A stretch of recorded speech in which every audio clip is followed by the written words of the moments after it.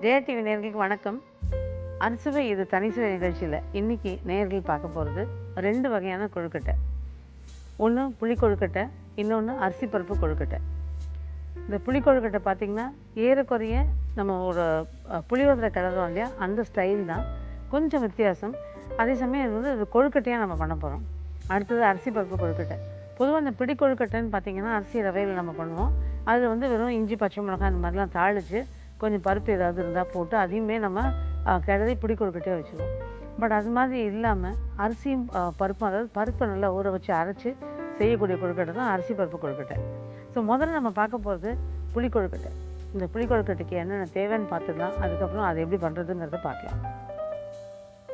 அரிசி ரவை 1 cup, புளித்தண்ணீர் 1 cup, தேங்காய் துருவல் 2 டேபிள் ஸ்பூன், பெருங்காயத்தூள் 1/2 டீஸ்பூன், மஞ்சள் தூள் 1/2 டீஸ்பூன், உப்பு ருசிக்கேற்ப, தாளிப்பதற்கு எண்ணெய் 3 டேபிள் ஸ்பூன், கடுகு 2 டீஸ்பூன், உளுந்து 2 டீஸ்பூன், கடலைப்பருப்பு 1 டேபிள் ஸ்பூன், காய்ந்த மிளகாய் 3, கருவேப்பிலை சிறிதளவு, புளியோதரை பொடி 1 டேபிள் ஸ்பூன். இந்த புளி கொழுக்கட்டைக்கு தேவையான பொருள்லாம் பார்த்தோம் இல்லையா. அரிசி ரவைன்னு சொல்லியிருக்கேன். சில பேர் வந்து பச்சரிசி சேர்த்துப்பாங்க, சில பேர் புழுங்கரிசி சேர்த்துப்பாங்க. எந்த வகையாக இருந்தாலும் இதில் நம்ம பண்ணலாம். தண்ணி அதோட அளவு மட்டும்தான் இதில் வித்தியாசப்படும். இப்போ இந்த கொழுக்கட்டைக்கு பார்த்தீங்கன்னா நம்ம பச்சரிசியாக இருந்ததுன்னா, இன்றைக்கி நான் எடுத்துருக்கிறது பச்சரிசி. இந்த பச்சரிசி ரவையாக இருந்ததுன்னா உங்களுக்கு 2 கப் அளவுக்கு தாராளமாக போதும். அதில் 1 கப் அளவுக்கு இந்த புளி தண்ணியும் 1 கப் அளவுக்கு நம்ம சாதா தண்ணியும் ஊற்றிடுவோம். அதே நீங்கள் புழுங்கல் அரிசியில் பண்ணுறீங்கன்னா 2.5 கப் அளவுக்கு தண்ணி வச்சுக்கோங்க. அது 1.5 கப்பு புளி தண்ணியாகவும் இருக்கலாம், இல்லை 1 கப்பு புளி தண்ணியும் 1.5 கப்பு வெறும் தண்ணியாகவும் இருக்கலாம். இந்த அரிசி ரவையை தயார் பண்ணுறதுன்னு பார்த்தீங்கன்னா நம்ம நல்லா கழுவிட்டு, கூட மட்டும் நல்லா வெளுத்து வர மாதிரி நல்லா கழுவிட்டு, பச்சரிசியாக இருந்தால் மாவரிசியே போடும். இந்த இப்போ இது புழுங்கல் அரிசிக்கு வந்து நம்ம சாப்பாடு அரிசி எடுத்துக்கலாம். நல்லா கழுவிட்டு வெயிலில் சருக காய போட்டுட்டு அதுக்கப்புறம் மிஷினில் கொடுத்து நம்ம அரைச்சும் வாங்கிட்டு வந்துடலாம். இப்போ அந்த அரைச்சதை சலிக்கணுங்கிறது அவசியம் கிடையாது. ஏன்னா அந்த சலிக்கும் போது இந்த மாவு வெளியில் வந்துடுச்சுன்னா இந்த அரிசி ரவையானது சில நேரங்களில் நீங்கள் தண்ணியோட அளவு ரொம்ப ஒரு துளி கொஞ்சம் கம்மியாக இருந்தாலோ, இல்லை அதை முதல்ல வேக வச்சுட்டு அதுக்கப்புறம் நம்ம திரும்ப கொழுக்கட்டையை பிடிச்சி வேக வைக்கும்போது அந்த வேக வச்சு எடுத்ததை நம்ம பிடிக்கும்போது புளி கொழுக்கட்டையாக இருக்காமல் கொஞ்சம் உதிரும். அதுக்கு இந்த மாவு தான் பைண்டிங் ஏஜென்ட். அதனால் அதை சலிக்க வேண்டாம், அதை அப்படியே வச்சுக்கோங்க. அதோடு சேர்ந்து வேகும்போது உங்களுக்கு கரெக்டாக இருக்கும் பிடிக்கிறதுக்கு. இப்போது இந்த புளி தண்ணி அப்படின்னு நீங்கள் சொல்கிறீங்கன்னா அப்போ நாங்கள் எவ்வளோ புளி எடுக்கணும் அப்படின்னு கேட்குறது தெரியுது. இது வந்து நம்ம ஒரு சின்ன எலுமிச்சம்பழத்தை அளவுக்கு எடுத்துக்கிட்டால் போதும். கொஞ்சம் நல்ல புளிப்பு வேணும்னு நினைக்கிறவங்களா இருந்தால் அதில் கொஞ்சம் ஒரு துளி கூட்டிக்கலாம். அல்லது அந்த சின்ன எலுமிச்சம்பழத்தோட அளவு எடுத்துக்கிட்டிங்கன்னா ஒரு டம்ளர் தண்ணி நல்லா ஊற வச்சுட்டு கரைச்சிக்கினா ரெடியாக இருக்கும். இன்னொன்று என்னென்னா, கொஞ்சம் நல்லா இந்த ஊர் புளியாக இருந்துன்னு வச்சுக்கோங்க, நம்ம அந்த அளவு எடுக்கும்போது புளிப்பு அதிகமாக தெரியும். ஸோ அதில் கொஞ்சம் குறைச்சிக்கணும். இங்கே உள்ள நம்ம சாதாரணமாக கடையில் வாங்குகிற புளியாக இருந்தால் இந்த அளவு புளிப்பு இருக்காது. ஸோ அந்த அளவு, அந்த எலுமிச்சம்பழம் அளவுங்கிறது கரெக்டான அளவு. ஊர் புளியாக இருந்ததுன்னா அந்த புளியோட அளவை ஒரு துளி குறைச்சிக்கிட்டிங்கன்னா கரெக்டாக இருக்கும். நல்லா அதில் இன்னொன்று என்னென்னா, அந்த புது புளியை மட்டும் போடாமல், புது புளி இருந்துச்சுன்னா கூட கொஞ்சம் பழைய புளி சேர்த்துக்கிட்டிங்கன்னா அந்த கலரும் அந்த டேஸ்ட்டும் கம்பைன் ஆகும். இல்லைனா பார்த்திங்கன்னா புது புளி வந்து இந்த எரிச்சு கிடக்கும்பாங்க, அந்த ருசியை கொஞ்சம் மாற்றும். ஸோ ரெண்டும் கலந்து அதை கூட நம்ம போட்டுக்கலாம். ஸோ ஏற்கனவே நான் ஊற வச்சு கரைச்சி வச்சுருக்கேன். இப்போ ஒரு பாத்திரம் அடுப்பில் போட்டுக்கலாம். இதில் எண்ணெய், அந்த 3 டேபிள் ஸ்பூன் எண்ணெய். நான் வந்து புளி கொழுக்கட்டை அப்படிங்கிறதுக்காக அந்த புளியோதரை பொடி எல்லாமே சேர்க்குறமே தவிர நான் நல்லெண்ணெயில் பண்ணலை. நல்லெண்ணெய் விருப்பப்பட்டவங்க நல்லெண்ணெயில் பண்ணிக்கலாம். பட் நல்லெண்ணெய் தான் பண்ணணும் அப்படிங்கிறது இல்லை, அது இல்லாமல் இந்த கொழுக்கட்டை நல்லாயிருக்கும். விருப்பப்பட்டால் நல்லெண்ணெய் பண்ணிக்கலாம். அப்புறம் இந்த எண்ணெய் காயறதுக்குள்ளார சரி புளியோதரை பொடின்னே சொல்கிறாங்களே, அது என்ன அப்படின்னா நம்ம கடையிலலாம் வாங்க வேண்டாங்க. நம்ம சாதாரணமாக வீட்டில் புளிக்காய்ச்சல் பண்ணும்போது இந்த புளியோதரை பொடி போட்டிங்கன்னா நல்லாயிருக்கும். அதை ரெடி பண்ணி நம்ம எடுத்து வச்சுக்கலாம். இந்த புளியோதரை பொடி வேறு எந்தெந்த விதத்தில் பயன்படணும் அப்புறமா சொல்கிறேன் நான். இது பார்த்திங்கன்னா மிளகா, காஞ்ச மிளகா, அதோட கூட கொஞ்சம் வெந்தயம், மிளகு, தனியா, அதோட கூட ஒரு சின்ன துண்டு விரலி மஞ்சள். ஸோ நான் திரும்ப ஒரு தடவை சொல்கிறேன். மிளகா, தனியா, மிளகு, வெந்தயம், ஒரு சின்ன விரலி மஞ்சள், அது நீட்டு மஞ்சள், இது எல்லாத்தையும் நல்லா வறுத்துக்கணும். ஸோ மிளகா ஒரு 10 மிளகா எடுத்துக்கிட்டிங்கன்னா ஒரு 1/4 கப் அளவுக்கு நம்ம வந்து தனியாக எடுத்துக்கலாம். இந்த தனியா அதோட கூட நல்லா ஒரு 2 2.5 டீஸ்பூன் அளவுக்கு மிளகும், அதோட வெந்தயம் ஒரு டீஸ்பூன் வெந்தயமும் ஒரு 2 விரலி மஞ்சளும் எடுத்து வெறும் கடாயில் நல்லா வறுத்துருங்க. வறுத்துட்டு நல்லா பொடி பண்ணி வச்சுக்கிட்டிங்கன்னா உங்களுக்கு எல்லா விதத்துலையும் பயன்படும். அது மட்டும் இல்லாமல் இந்த புளியோதரை பொடி பார்த்திங்கன்னா லாஸ்ட் புளிக்காய்ச்சல் பண்ணி நம்ம இறக்க போகிற போது இந்த பொடியை கொஞ்சம் தூவிட்டு இறக்குனோம்னா கோவில் புளியோதரை மாதிரி இருக்கணும் அப்படின்னு நினைக்கிறீங்க இல்லையா, அது இந்த பொடி வந்து அப்படியே இந்த கோவில் புளியோதரை ஒரு டேஸ்ட்டை கொண்டு வந்துடும். ஸோ அந்த பொடி பண்ணி ரெடியாக வச்சுக்கலாம். அந்த பொடி தான் இன்றைக்கி நான் உபயோகப்படுத்துகிறேன்.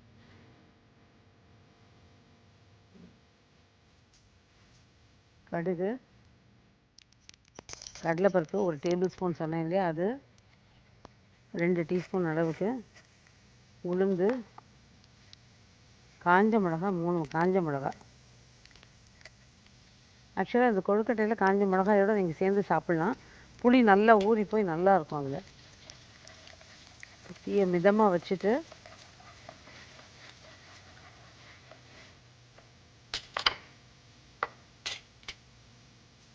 இந்த புளி தண்ணி நம்ம 1 கப்பு,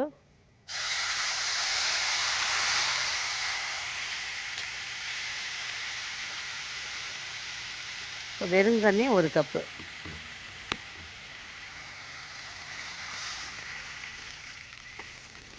இப்போ இதில் மஞ்சள் தூள், பெருங்காயம், கருவேப்பிலை,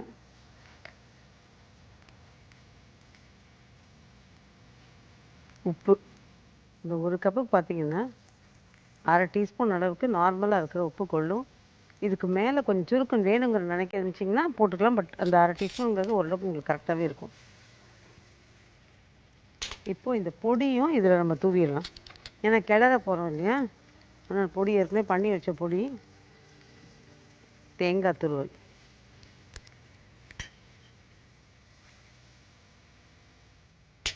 இப்போது இந்த ரவை அதில் கொட்டுறேன். ரவையை கொட்டும்போது அதில் மாவு இருக்கிறதுனால டக்குன்னு அங்கங்கே கட்டி தட்டிக்கும். அதுக்கு இந்த பிஸ்கை வச்சுக்கிட்டு நீங்கள் கலந்துங்கன்னா அது கட்டி தட்டாது.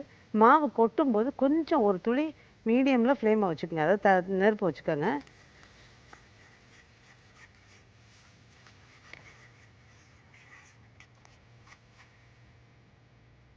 இப்போ இதை நான் நல்லா மூடி போட்டுற போகிறேன்.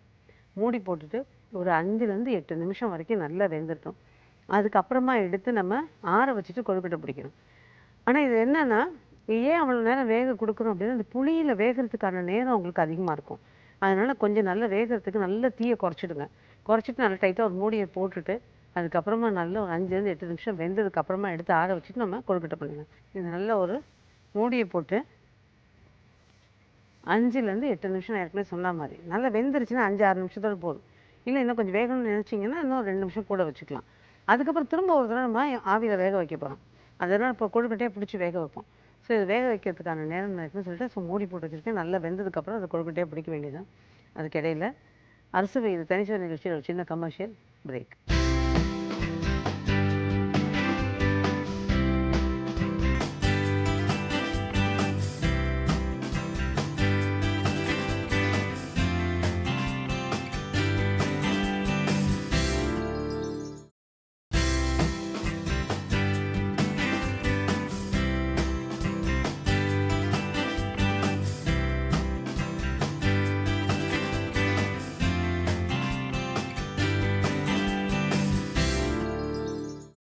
வெல்கம் பேக் டு அறுசுவை இது தனிசுவை. நம்ம புளிக்கொழுக்கட்டைக்கு தாளித்து அதை நல்லா வேக வச்சு கிளறி மூடி வச்சுருந்தோம். திரும்ப நல்லா நிதானமான தீயில் வேகணும்னு சொல்லி இப்போ நல்லா அந்த 6 நிமிஷம் வரைக்கும் அதை வேக விட்டுருக்கோம்.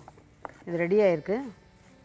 இப்போ இந்த மாவு இருக்கிறதுனால தான் அதில் பார்த்திங்கன்னா அது சேர்ந்த மாதிரியும் இருக்கும், உதிரியாகவும் இருக்கும். ஸோ நல்ல கலந்த இது வரும். இதில் ஆக்சுவலாக பார்த்திங்கன்னா இன்றைக்கி இந்த நான்ஸ்டிக்கில் பண்ணுறதுனால உங்களுக்கு திரண்டுக்கிட்டு அப்படியே வருது. இதுவே நீங்கள் வந்து இது இரும்பு பாத்திரத்துலையோ இதுலையோ பண்ணிங்கன்னு வச்சுக்கோங்க, அந்த அடியில் ஒரு லேயர் அழகாக ஒட்டி வரும். இது மேலோடு பெரட்டி எடுத்து அந்த அடி லேயரை நல்லா இது பண்ணி எடுத்துகிட்டு தேய்ச்சி எடுத்துடணும். இப்போ கரண்டியில் நல்லா கிளறி எடுத்துட்டிங்க அப்படின்னா அந்த அடிப்பகுதி பார்த்திங்கன்னா நல்ல ஒரு மொறுமொறுப்போடு இருக்கும், சாப்பிட நல்லாயிருக்கும். அதனால பார்த்திங்கன்னா உப்புமா கட்டிட்டு அந்த அடிக்க பிடிச்சதை எடுத்து கொடுப்பாங்க, அதை சாப்பிட்றதுக்கே வெயிட் பண்ணிகிட்ருக்கோம். அந்த மாதிரி இதுலேயும் அந்த அடி வண்டலை ரொம்ப நல்லாயிருக்கும். இப்போ நம்ம வந்து இதில் ஒட்டாமல் வந்திருக்கு, இது வெந்துருச்சு. நம்ம இறக்கி வைக்க வேண்டியது தான். இது நல்லா ஆறுனதுக்கப்புறமா நம்ம நான் இப்போ அடுப்பு ஆஃப் பண்ணிவிட்டு இறக்கிடுறேன்.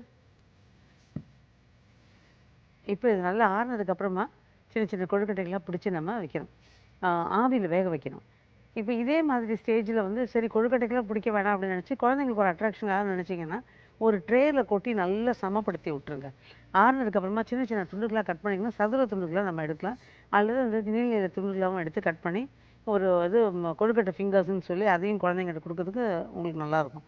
சரி, இது ஆறுறதுக்குள்ளார அடுத்து நம்ம பார்க்க போகிற அரிசி பருப்பு கொழுக்கட்டைக்கு என்னென்ன தேவைன்னு பார்த்துடலாம். அதுக்கப்புறம் அதையும் செஞ்சு ரெண்டுத்தையும் ஒன்றாவே நம்ம வேக வச்சு எடுத்துடலாம்.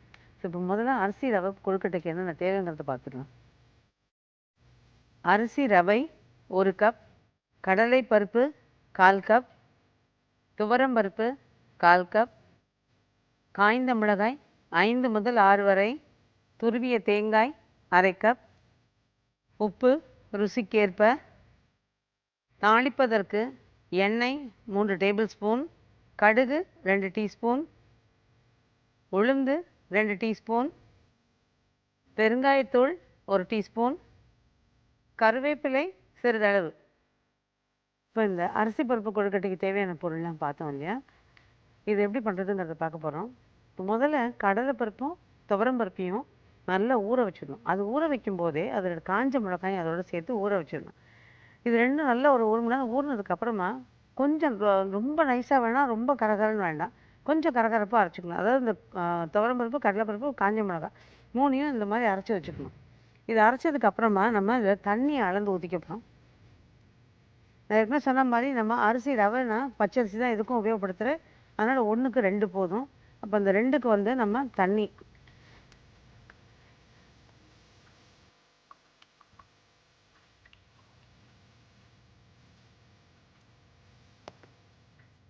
இதில் தேங்காய் துருவல், பெருங்காயம், உப்பு, கொஞ்சம் கருவேப்பிலை இதையும் போட்டு ரெடியாக வச்சுருக்கோம். இப்போ இதை தாளிச்சிடலாம். அந்த 3 டேபிள் ஸ்பூன் எண்ணெய்,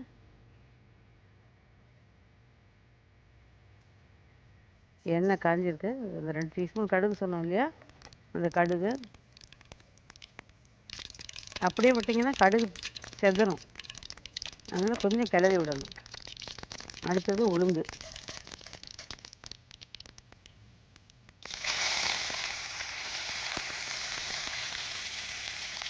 இப்போ அந்த கலந்து வச்சுருக்கதை இதில் ஊற்றிடலாம்.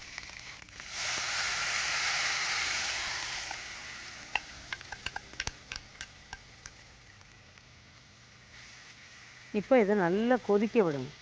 கொதித்ததுக்கு அப்புறம் தான் நம்ம அதில் ரவையை சேர்க்கணும்.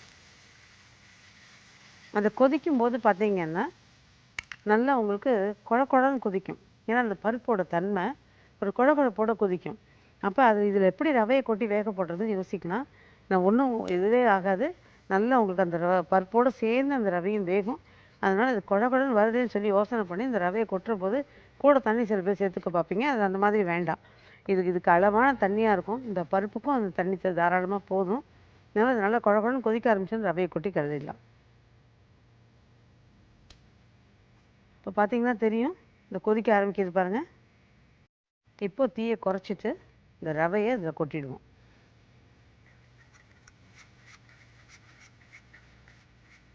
ஆனால் அது கொதித்ததுக்கப்புறம் ரவை கொட்டினீங்கன்னா தான் நல்லாயிருக்கும். கட்டாயம் அது கொதிக்கணும். இப்போ நான் கொஞ்சம் தீயை தூண்டிக்கிறேன்.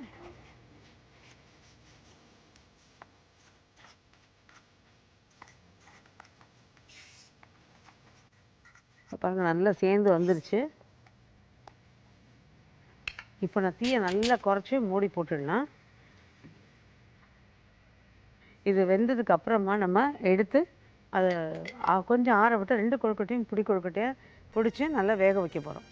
இது நல்லா வெந்து இதுக்கும் பார்த்திங்கன்னா 5லேருந்து 8 நிமிஷம் வரைக்கும் வேகிறதுக்கான நேரம் வேணும். ஏன்னா இதில் பருப்பும் வேகணும், அரிசியும் வேகணும். ஓரளவுக்கு நல்லா வெந்ததுன்னா அந்த வேகத்துக்கான நேரம் கொடுத்தோம் அப்படின்னா நம்ம கொழுக்கட்டையை பிடிச்சி வேக வைக்கும்போது அது நல்லா பூவாக, அதாவது சாஃப்டாக இருக்கும்னு சொல்லலாம். அது சாதாரணமாக பேச்சு வழக்கில் சொல்லுவாங்க, நல்ல பூ போல் இருந்துச்சும்பாங்க அந்த கொழுக்கட்டை. அந்த மாதிரி இது நல்லா சாஃப்டாக வரும். ஸோ நிதானமாக நல்லா ஒரு 5லேருந்து 8 நிமிஷம் வேக விட்டுட்டு அதுக்கப்புறம் எடுத்து சேர்த்து நம்ம சின்ன சின்ன கொழுக்கட்டைகளை பிடிச்சி வேக வைக்கலாம். ஸோ இது நல்லா நம்ம வெந்து எடுத்து கொழுக்கட்டையை பிடிக்கிறதுக்கு முன்னாடி அறுசுவை தனிசுவை நிகழ்ச்சியில் ஒரு சின்ன கமர்ஷியல் பிரேக்.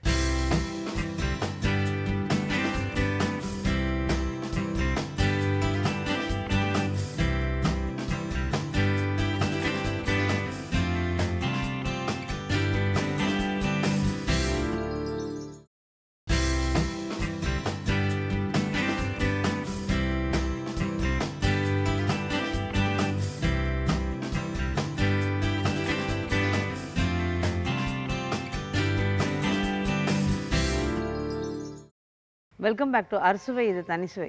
நம்ம அரிசி பருப்பு கொழுக்கட்டைக்கு தாளித்து நல்லா வேக வச்சுருந்தோம். இந்த மூடி எடுத்துடுறேன். இது பார்த்திங்கன்னா நல்லா வெந்துருச்சு. அதாவது ஒரு 3/4 பதம் நல்லா வெந்துடும். இப்போ தீயை கொஞ்சம் தூண்டிட்டு நம்ம ஒரு 2 கிளறி இறக்கிடலாம்.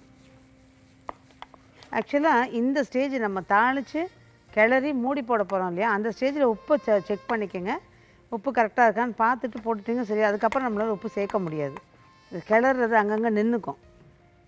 இப்போ நல்லா சேர்ந்து திரண்டு வந்துருச்சு. இப்போ இதை நல்லா ஆற வச்சிடலாம். இப்போ 2த்தையும் புளிக்கொழுக்கட்டையாக நம்ம மாற்றணும். இப்போ இதையும் நான் இறக்கி வச்சுட்டு ஒரு பாத்திரத்தில் கொழுக்கட்டை வேக வைக்கிறதுக்கான பிளேட்டை வச்சு தண்ணி உள்ளே வச்சுருக்கேன்.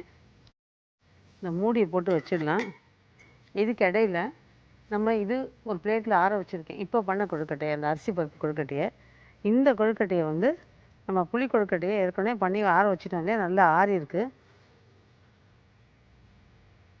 தண்ணி கொதிக்க ஆரம்பிச்சிருக்கு.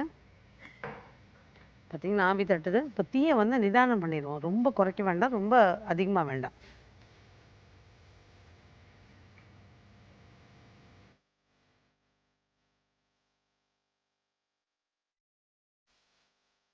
இப்போ அந்த புளி கொழுக்கட்டையை பிடிச்சி ஊற்றி வச்சுட்டோம்.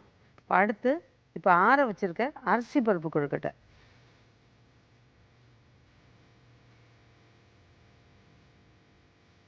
இது இப்படி தான் புளி கொழுக்கட்டையாக தான் பண்ணணுங்கிறதுல இந்த மாதிரி உருண்டையாக கூட நீங்கள் உருட்டி வச்சுக்கலாம்.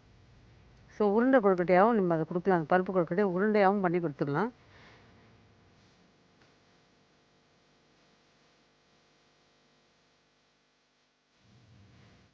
இப்போ இது ஒரு மூடியை போட்டு அது நல்லா மூடி போட்டிருக்கோம். மூடி போட்டு நல்லா வேகட்டும். நான் தீயை வந்து நல்லா நிதானமாக பண்ணியிருக்கேன். ரொம்ப குறைக்கல, ரொம்பவும் கூட்டலை, மிதமான தீயில் வச்சுருக்கேன். என்ன காரணம்னா இது வேகிறதுக்கு நம்ம 5லேருந்து ஒரு 6 நிமிஷம் டைம் கொடுக்கணும். அந்த நேரத்துக்குள்ளே சில நேரங்களில் பார்த்தா தண்ணி வற்றிடும். அதிகப்படியான தீயில் வச்சு அதிகப்படியான தீயில் வைக்கணும்னு அவசியம் கிடையாது. ஏன்னா அது தண்ணி நல்லா கொதிக்கணும். அந்த கொதிக்கிறதுலேருந்து கிளம்புற ஆவியில் இது வெந்தால் போதும். அதனால் தண்ணி கொதிக்கிறதுக்கான அளவு நம்ம தீயை வச்சா போதும். இது நான் தீயை வச்சுருக்கேன். இது ஒரு 5லேருந்து 6 நிமிஷத்துக்குள்ளே அது வெந்ததுக்கப்புறமா எடுத்துடுவேன். இது நல்லா வேகத்துக்கான நேரம் கொடுத்திங்கன்னா மலர்ந்து அந்த அரிசி 3/4 பதம் வெந்திருக்கும். அந்த அரிசி ரவை அது இன்னும் கொஞ்சம் நல்லா மலர்ந்து வேகும். அப்போ ரொம்ப நல்லாயிருக்கும். அதனால் அதுக்கு வேகத்துக்கான நேரம் நம்ம கொடுக்கணும். 5லேருந்து ஒரு 6 நிமிஷம் வெந்துருக்கும். இப்போ இது வேக வச்சுருந்தது டைம் கரெக்டாக இருக்குது. இதை மூடி எடுத்துட்டோம். நல்லா வெந்துருச்சு பாருங்கள்.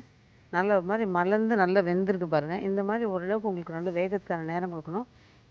5லேருந்து நான் எப்படி சொல்லுவேன் 5லேருந்து 6 நிமிஷம். அதை தாண்டி நீங்கள் கொஞ்ச நேரம் வேக வைக்கிறதுனாலும் தப்பு கிடையாது. நல்லா வெந்துருச்சுன்னா உங்களுக்கு நல்லாயிருக்கும்.